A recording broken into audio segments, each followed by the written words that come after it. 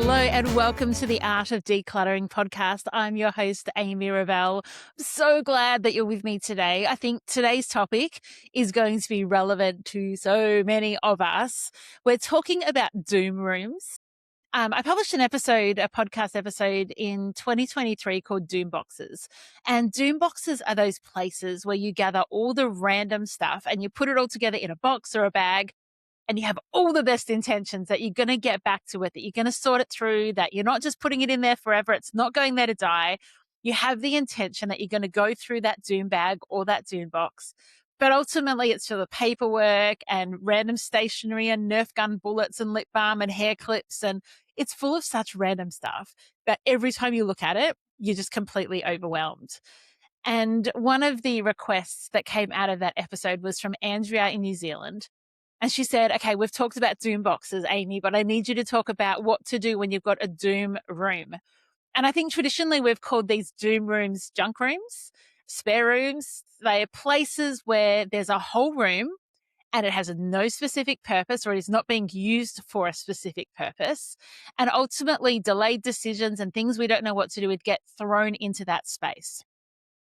And what you end up with is a room of doom. It's so many items that you don't know what to do with. You don't know where to put. You can't make a decision on. You don't know where to store them. You've got like all these decisions caught up in one space.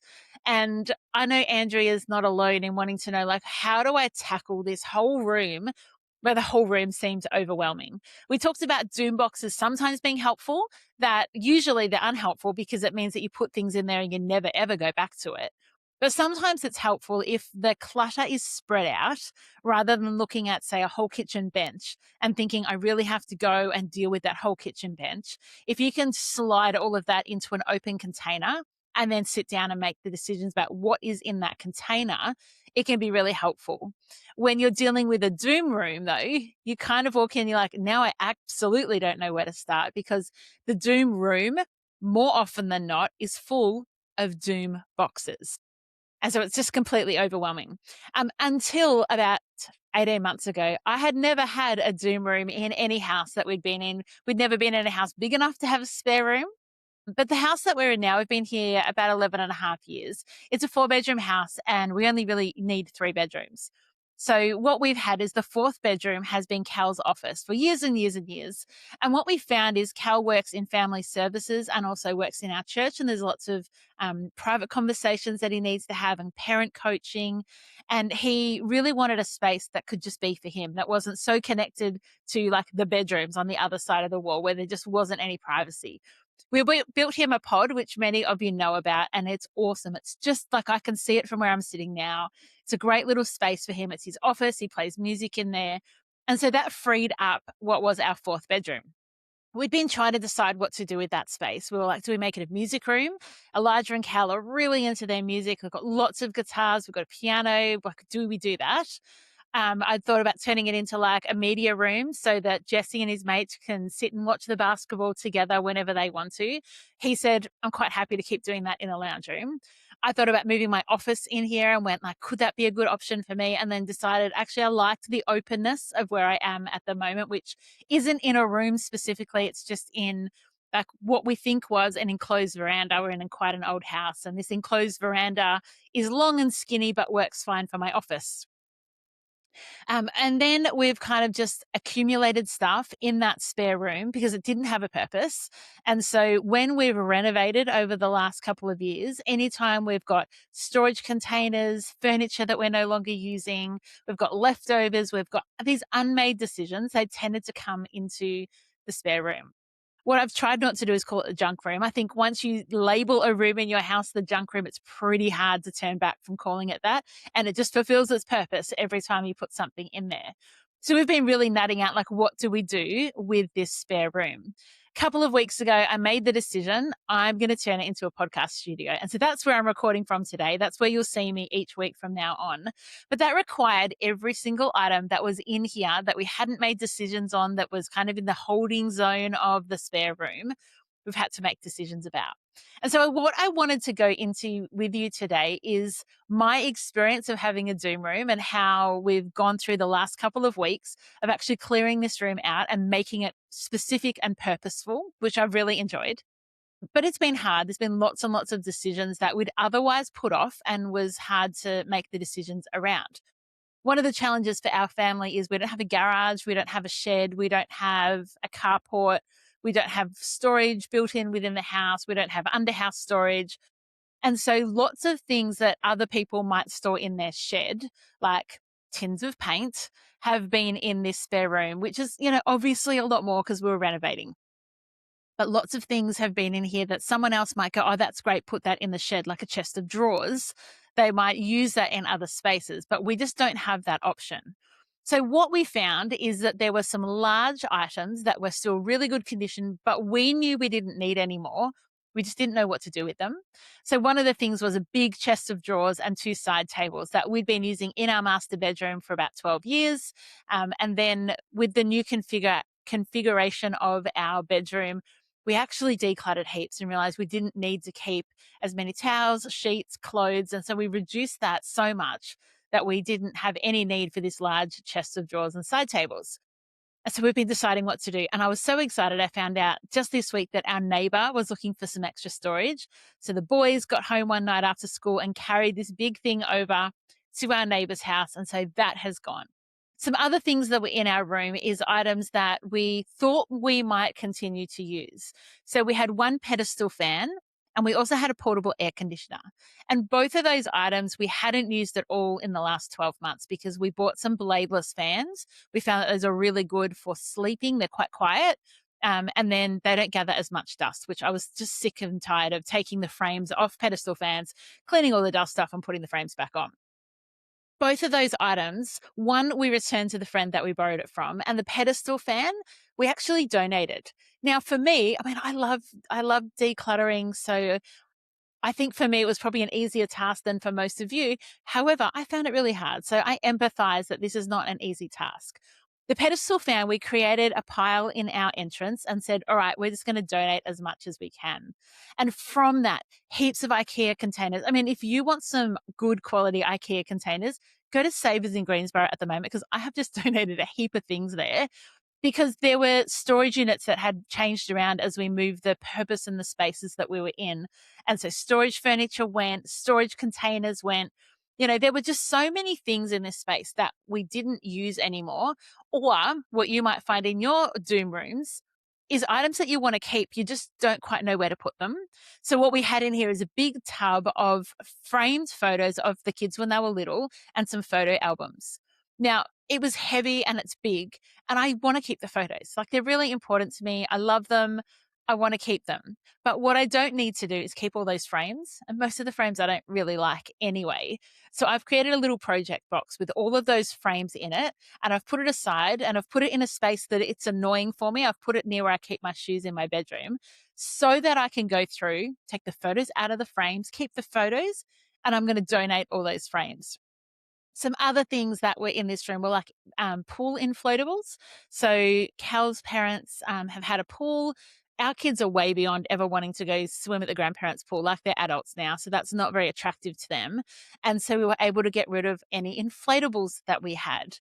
We had some underbed storage that we didn't need because we reduced how much we're keeping under our beds because we just didn't need that much stuff. And so all of those underbed storage have also been donated. What I found when I went into our Doom room, which to be honest was not completely overwhelming, there was probably 30 or 40 items in here, and most of them were large, like bulk decision items. And we found that as we went through, because it had been nearly 2 years, we were able to just say donate, donate, donate, donate, and almost everything has been donated. And for us, having a purpose for this room has meant that the Doom room for us is gone. And I never want a Doom room again. It was 2 years and I didn't like it and I don't ever want it again. But for some of you, the purpose of your Doom room actually needs to be storage. But what I want to encourage you to do is actually be intentional in the way that you keep things in there. If there's a wardrobe in there, use that well for things that need to be kept vertical or don't stack or sit with each other particularly well. But you might bring in some shelving and you might put containers that are labeled. And it might be that you have photos or sentimental items, or it might be that you have a little bit of a pantry overflow. But if you've got it labeled and you've got it specifically there and easily accessible, then you're going to not feel anymore like it's a doom room, but it's maybe a storage room. So the doom room, sometimes the issue is there's just so much of everything. So if you walk in and I want you to get rid of all those things that you can donate as fast as possible, that's what we did. And it kind of built on it. And I got that momentum and I enjoyed it. And I started hunting for items that we could donate. We ended up taking probably 15 to 20 items to the op shop, because once you get into the momentum of it, you're like, I actually don't need that anymore. There was a cork board that Cal had used for work. In his new office, he didn't want to have a cork board. And so it had sat there for over a year and went, we just don't need that anymore. And so it becomes fun. I found it fun, where you can start to declutter and get those things happening. But if you're then walking in and you've got rid of some big items and you're like, now it's just lots of bits, what I encourage you to do is get some containers or some cardboard boxes. And I want you to move from having a doom room to just having some doom boxes or doom bags. And what that might look like is categorizing as you go. So if you come across paperwork, you don't need to make a decision straight away. Put that paperwork in the paperwork box. And so what you end up with, still a doom box because you haven't actually gone through it yet, but it's so much more manageable because it's just paperwork, or because it's just photos, or because it's just tools.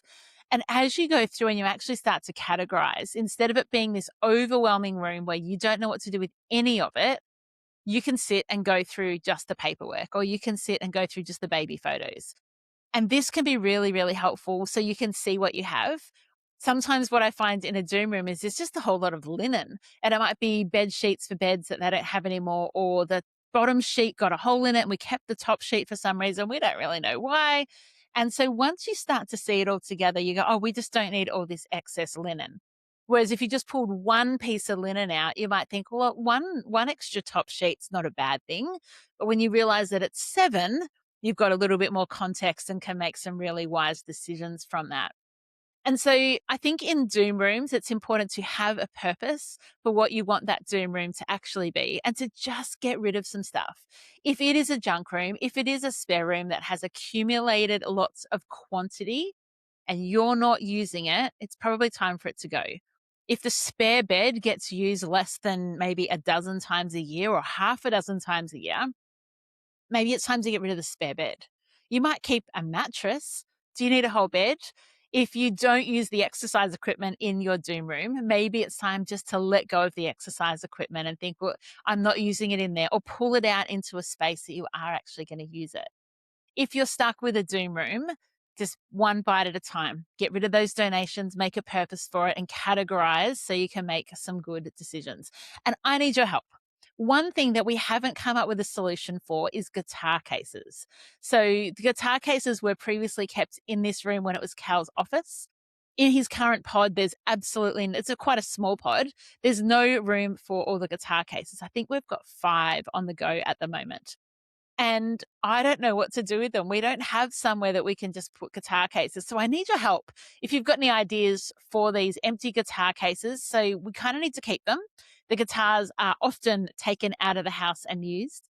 And so the guitar cases are being used on regular rotation, but they're not used when all the guitars are up and displayed on the walls, which is great because then people play them. But I've got the guitar cases. So if you've got an idea of what we can do with those, please jump over to my Facebook community, the Art of Decluttering community, and let me know what you think, or send me an email or DM me. Like, please, I need your help. Leave a comment in the in the YouTube comments.